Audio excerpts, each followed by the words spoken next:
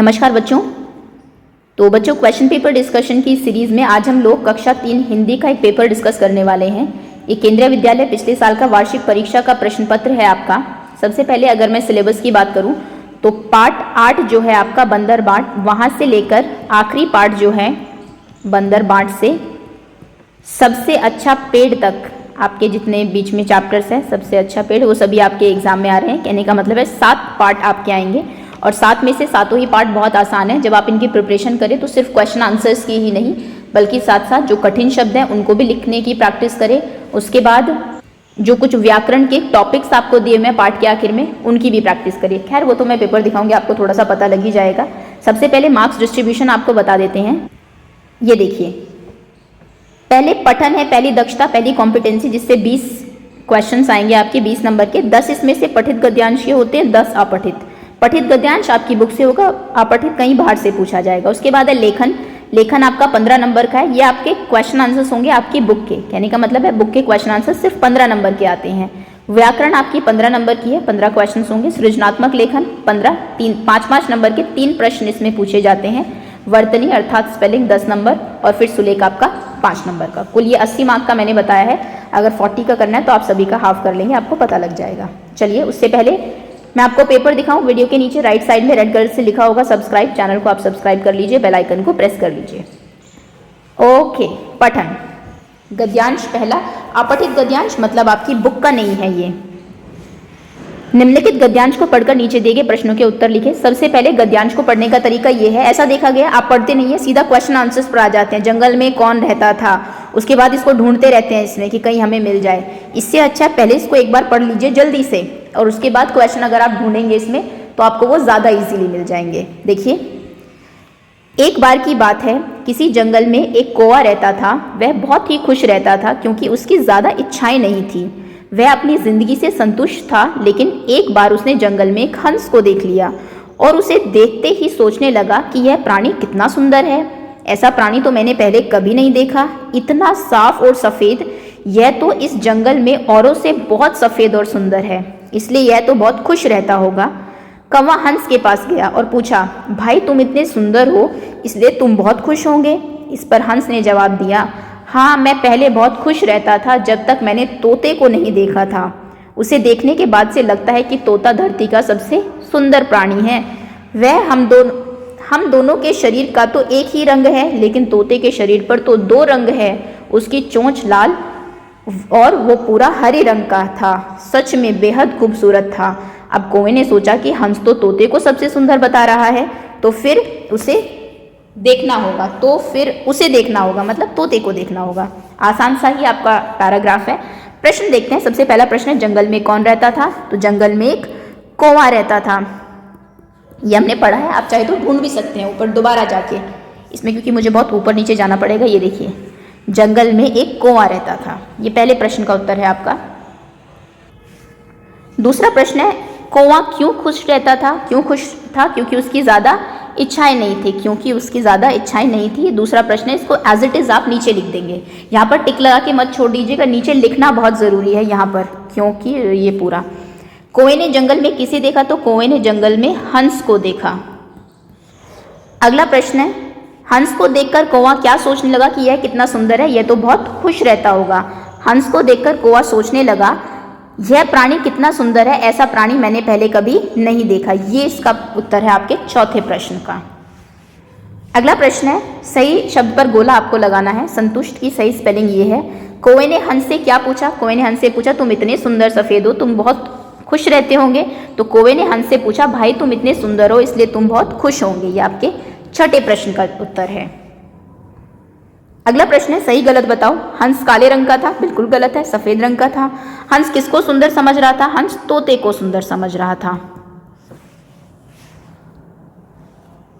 तोते की चोंच का रंग लाल था, ये तो हम जानते भी, ऊपर लिखा भी है। जंगल में कौवे ने किसको देखा? हंस को देख लिया एक बार। अब है पठित गद्यांश, ये आपकी बुक का ही है। देखते हैं किस पार्ट से दिया गया है। एक दिन अहाते में एक छोटा सा सांप रेंगते देखा। ये है आपका जब मुझे सांप ने काटा पार्ट से। वह धीरे धीरे रेंग रहा था। मुझको देखते ही वह भागा और वहीं पर पड़े नारियल के एक खोल में घुसकर छिप गया। मैंने पत्थर का टुकड़ा उठाया और उससे नारियल के खोल का मुंह बंद कर दिया। उसे लेकर मैं नानी के पास दौड़ गया। मैंने कहा, नानी देखो मैंने सांप पकड़ा है। नानी चीख उठी, सांप? वह इतनी डर गई कि जोर से चीखने चिल्लाने लगी। नाना ने सुना तो अंदर दौड़े आए। जब उन्हें पता चला कि नारियल के खोल के अंदर सांप है तो उन्होंने मेरे हाथ से उसे छीनकर दूर फेंक दिया। नन्हा सांप बाहर निकला और जाकर झाड़ी में गायब हो गया, अर्थात दिखाई नहीं दिया। चलिए, पढ़ भी चुके हैं हम, दोबारा हमने पढ़ लिया। प्रश्न देखते हैं क्या है। लेखक ने किस चीज को रेंगते हुए देखा? तो लेखक ने सांप को रेंगते हुए देखा। सांप को। सांप कहाँ जाकर छिप गया? सांप नारियल के खोल में जाकर छिप गया। नारियल का खोल आपने देखा होगा, थोड़ा सा कठोर होता है, नारियल के खोल में। अगला प्रश्न है, किस चीज से नारियल का मुंह बंद कर दिया गया? तो एक पत्थर के टुकड़े से ना, पत्थर का टुकड़ा उठाया था उसने, पत्थर के टुकड़े से। अगला प्रश्न है घ, लेखक ने नानी से क्या कहा? उसने नानी से कहा, नानी देखो मैंने सांप पकड़ा है। ये देखिए यहाँ पर लिखा भी हुआ है, देखो मैंने सांप पकड़ा है। ये आपके चौथे प्रश्न का उत्तर है, यहाँ से यहाँ तक घ। अगला प्रश्न है, लेखक सांप को लेकर किसके पास दौड़ा? तो लेखक सांप को लेकर नानी के पास दौड़ा था। ये सभी उत्तर आपके इसमें हैं, लेकिन बहुत ऊपर नीचे मुझे करना पड़ रहा है, इसलिए मैं वैसे ही लिख रही हूँ आंसर। नानी की चीख सुनकर कौन दौड़े आए? तो नानी की चीख सुनकर नाना दौड़े आए। नाना ने सांप का क्या किया? उन्होंने छीनकर, जो नारियल का खोल था, खोल छीनकर फेंक दिया। अगला प्रश्न है, सांप कहाँ जाकर छिप गया? पास की झाड़ियों में, झाड़ियों में। आगे है, सही शब्द पर गोला लगाओ। पत्थर, ये स्पेलिंग पत्थर की सही है। रिक्त स्थान भरो। नानी चीख उठी। क्या? नानी ने चीख के क्या कहा था जोर से? सांप। ओके, तो ये आपके अपठित और पठित गद्यांश के प्रश्नोत्तर खत्म होते हैं। अब हम आते हैं लेखन। लेखन अर्थात आपकी बुक के क्वेश्चन आंसर्स पे। पहला प्रश्न है, अवंती कपड़ा लेने किस दिन आया था? ये गलत हो गया, अवंती नहीं, सेठ होगा। सेठ कपड़ा लेना किस दिन आया था?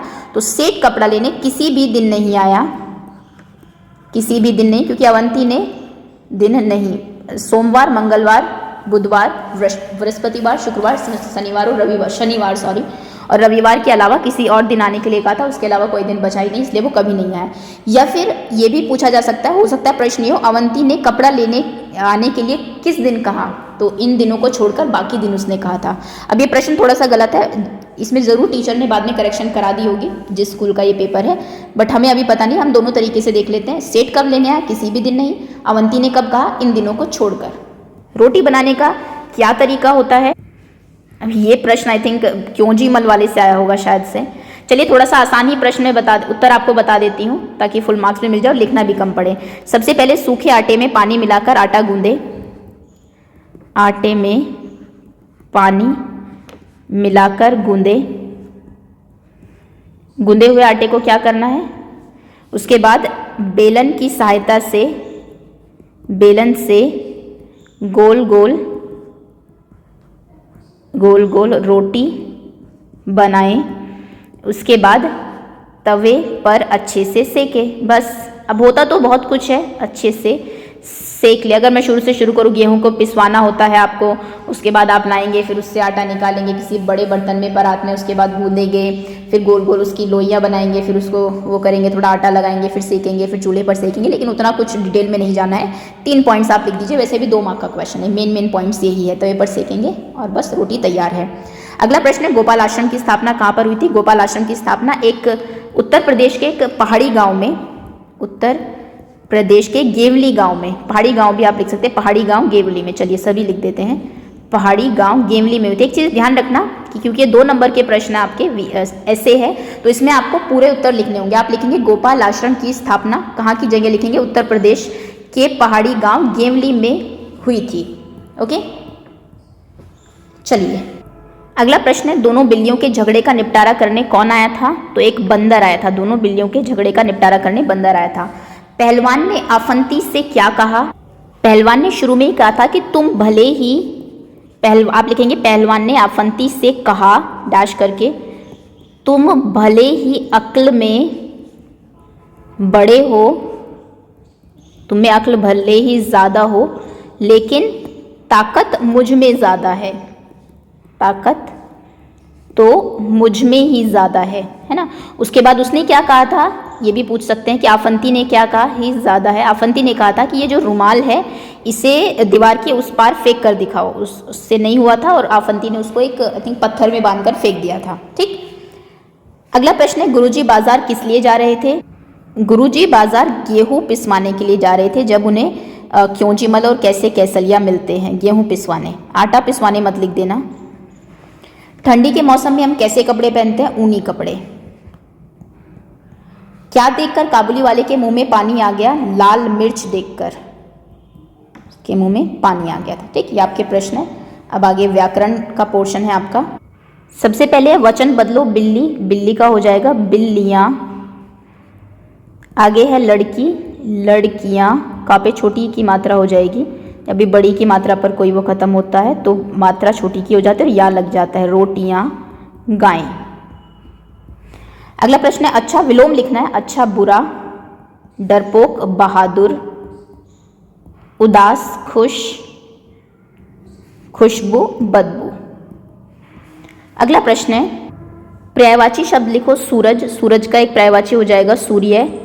भानु, अगर आपको 2 लिखने हैं। हवा, समीर, पवन। आगे है लिंग बदलो। सबसे पहले है मोर, मोर का हो जाएगा मोरनी। चूहा, चूहिया। 2 संज्ञा शब्द लिखो। संज्ञा शब्द में आप किसी का भी नाम लिख सकते हैं। राजू, हिमालय। किताब का भी नाम लिख सकते हैं आप अपनी, रिमझिम। कोई 2 सर्वनाम शब्द लिखो। यह, वह, कौन, कहाँ, ये सब। जिन शब्दों के नीचे रेखा खींचे उनका मतलब बताओ। उसने रिहान का मंसूबा भांप लिया। मंसूबा अर्थात होता है इरादा। मुझे घूमना कतई पसंद नहीं है। कतई का अर्थ होता है बिल्कुल भी पसंद नहीं है। आगे है, कोई 2 विशेषण शब्द लिखो। काला, रंगीन, स्वाद, रंगीन है ना, अच्छा, बुरा। कोई 2 क्रिया शब्द लिखो। नहाना, बजाना, खाना, रोना, ये सब क्रिया शब्द है। विलोम शब्द बताओ। आकाश, पाताल, आसान, मुश्किल, पाताल सॉरी, मुश्किल। अगला प्रश्न, नीचे दिए गए वाक्यों के अंत में सही निशान चुनकर लिखो। तुम्हारा घर कहाँ है? ये प्रश्न है तो प्रश्नवाचक चिन्ह आएगा। अरे तुम कब आए? अरे में यहाँ आएगा ये, और तुम कब आए में फुल स्टॉप। इस मुहावरे का अर्थ बताओ। भैंस के आगे बीन बजाना, अर्थात बेकार के प्रयास करना, बेकार में कोशिश करना, क्योंकि जिसका कोई फायदा नहीं होने वाला, इसको बोलते हैं व्यर्थ प्रयास करना। लेकिन अगर थोड़ी इजी लैंग्वेज में लिखेंगे, बेकार में कोशिश करना, बेकार कोशिश करना, सिंपल करना। अगला है बहुवचन लिखो। घड़ी, घड़ियां, ये पहले भी हम लोग देख चुके हैं। लड़की, लड़कियां। जो शब्द फालतू है उस पर गोला लगाओ। बेकार की फालतू बात मत करो, तो फालतू है, बेकार की बात मत करो, वो फालतू ही हो गई। प्रिया बगीचे में से 2 ताजे नींबू ले आओ। 2 नींबू तोड़ लाओ, तो तोड़ के लाएंगे तो वो ताजे ही होंगे, इसलिए ये दोनों शब्द आपके फालतू है, इनको आप अंडरलाइन कर देंगे। नीचे दिए गए शब्दों में मात्रा बदलकर कोई नया सार्थक शब्द बनाओ। और, मेला, मैला। बहुवचन पुस्तकें, वचन बदलना है तो पुस्तकें बहुत सारी है, एक हो तो पुस्तक हो जाएगी। चूड़ी बहुत सारी हो तो चूड़ियाँ हो जाएगी। बताइए कि ये चीज़ें किससे संबंधित है? नर्मदा, कावेरी, गंगा, यमुना, ये सभी नदियाँ हैं। आगे सृजनात्मक लेखन। अपने विद्यालय के बारे में 5 वाक्य आपको लिखने हैं। सबसे पहले आप अपने विद्यालय का नाम लिखेंगे। मेरे विद्यालय का नाम ये है, केंद्रीय विद्यालय जो भी है का नाम केंद्रीय विद्यालय RK पुरम सेक्टर 7 है। ओके, उसके बाद मेरे विद्यालय में एक बड़ा खेल का मैदान है, जो कि बहुत ज़रूरी है। KV में तो देखा गया है कि बहुत बड़े बड़े जो है वो आपके गेम्स के लिए बहुत काफ़ी जगह होती है, मैदान है। मेरे विद्यालय में कई हरे भरे पेड़ है। मैं पूरा सेंटेंस नहीं लिख रही हूँ क्योंकि बहुत बड़ी वीडियो हो जाएगी। पेड़ है। मेरे विद्यालय में लगभग 50 अध्यापक है। और मेरे विद्यालय में क्या क्या चीज़ें, एक कंप्यूटर लैब है, कंप्यूटर लैब, लाइब्रेरी, पुस्तकालय जिसे आप कहते हैं, पुस्तकालय, और sports room, games room, yoga room, hall आदि है। जो भी 2-4 चीज़ें आप लिखना चाहें, आदि चीज़ें हैं। मुझे मेरा विद्यालय बहुत अच्छा लगता है। उसके बाद पेड़ों के महत्व पर 5 वाक्य लिखो। पेड़ों से आपको क्या क्या मिलता है? पेड़ों से हमें दवाइयाँ मिलती है, पेड़ हमें ऑक्सीजन देते हैं, ऑक्सीजन। पेड़ से हमें खाने के लिए फल, सब्जी और अनाज मिलते हैं। सब्जियां और अनाज मिलते हैं, और अनाज, सॉरी पूरा पॉइंट नहीं लिख रही हूँ, आगे के तो आप लिख ही लेंगे, सिर्फ मेन ही पॉइंट्स लिख रही हूँ। उसके बाद पेड़ों की लकड़ियों से हम फर्नीचर बनाते हैं, फर्नीचर लकड़ियों से। उसके बाद पेड़ों से हमें जड़ी बूटियाँ मिलती है, जड़ी बूटियाँ मिलती है। और भी बहुत कुछ लिख सकते हैं, वो ये आप यहाँ पर लिख देंगे। कई पेड़ जो है उनसे आपको कपड़ों के लिए फैब्रिक भी मिलते हैं, रेशे मिलते हैं, जैसे कि कपास, जूट आदि। ओके, तो पेड़ों के तो बहुत सारे यूजेज है, वो सब आप यहाँ लिख देंगे। हरे भरे लगते हैं, देखने में अच्छे लगते हैं। एक दिन का अवकाश हेतु प्रार्थना पत्र लिखना है आपको प्रधानाचार्य को। सबसे पहले आप लिखेंगे, सेवा में नहीं लिखना है इस बार, श्रीमान प्राचार्य महोदय, प्रधानाचार्य महोदय। उसके बाद नीचे अपने स्कूल का नाम, केंद्रीय विद्यालय जहाँ का भी स्कूल है, फिर नीचे जहाँ पर भी आपका है, मान लीजिए महाराष्ट्र में मुंबई का कोई स्कूल है केंद्रीय विद्यालय, उसका पिन कोड। दिनांक ज़रूर लिखेंगे, मान लीजिए 23 जनवरी 2021। उसके बाद नीचे विषय ज़रूर लिखेंगे, विषय है छुट्टी के लिए, फिर अवकाश के लिए, अवकाश हेतु प्रार्थना पत्र, हेतु प्रार्थना पत्र। उसके बाद आप लिखेंगे श्रीमान, महोदय, महोदय, माफ़ करना, महोदय या महोदया अगर आपकी लेडी प्रिंसिपल है तो। सविनय निवेदन यह है, पहले अपने बारे में बताएंगे।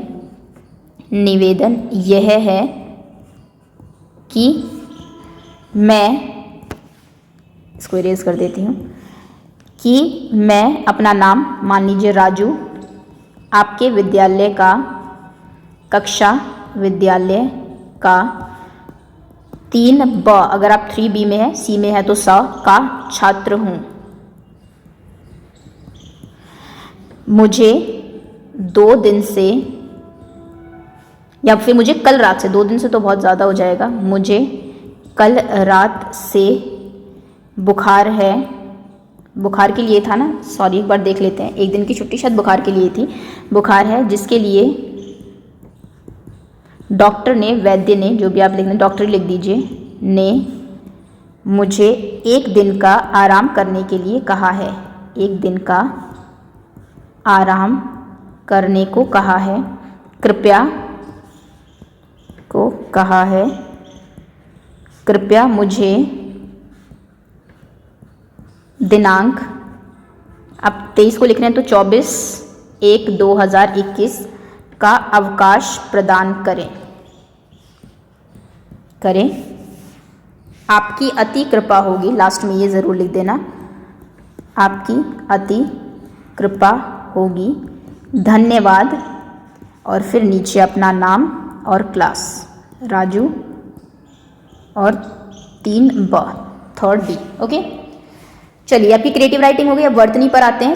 सही शब्द पर आपको गोला लगाना है। गुब्बारा, ये स्पेलिंग सही है। बरामदा, ये सही है बिल्कुल। मरम्मत, आश्चर्य, ओके, ये सही स्पेलिंग से आपकी। उसके बाद है शब्दों को पूरा करना है, यहाँ से धनिया या फिर धनिया, तो ये धनिया हो जाएगा। त्रिशूल, बड़े ऊ की मात्रा। उपयोग, देखभाल।